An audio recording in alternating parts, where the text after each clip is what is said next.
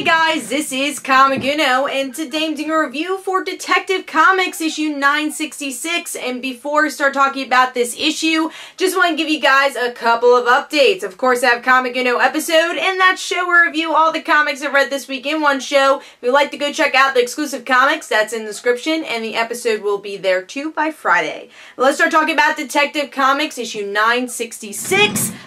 Pretty interesting cover here. We get to see Tim and the other Batman going up against Doomsday.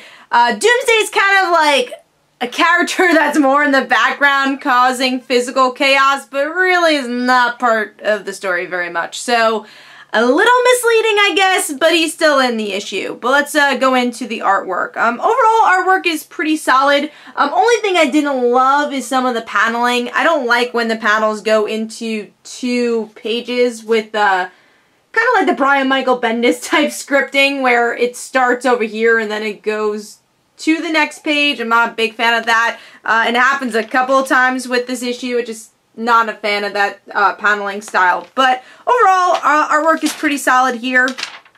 But let's move on to the issue, the story.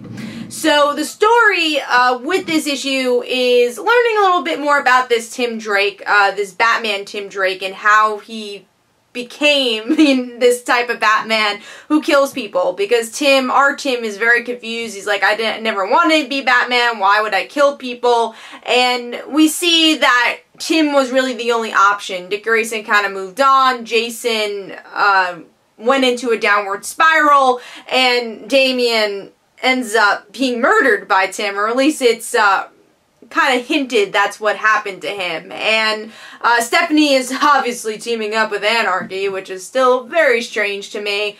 And we get to see that the only opportunity for this version of Tim not to exist is to kill Batwoman, which was teased in the previous Batwoman issue that showed the future. Now, we don't really know what Batwoman does to cause all this, but it should be interesting, especially because these are 2 characters that obviously started in Detective Comics. I'm glad it's kind of all coming full circle. Overall, I thought it was a very solid issue. Besides, again, some of the paneling, there's a reference to Connor, which was really nice. So if you're a Superboy fan, we might be seeing Connor again. And again, there's teases of, oh, you know, the timeline's not completely correct and things still need to be fixed, so we know maybe Cassie and Connor and that version of the Teen Titans will come back, which would be amazing because that's my Teen Titans and I love that team, so I would love to see that, and I'm sure a lot of people want to see Connor back too, including me. So I like that hint. Yeah, it's a exposition issue. There's some dialogue that's a bit bogged down, but overall it's a very interesting issue, taking us to, I think, what should be an interesting event for Detective Comics. So overall, I give this issue 4 stars. Hopefully you guys enjoyed.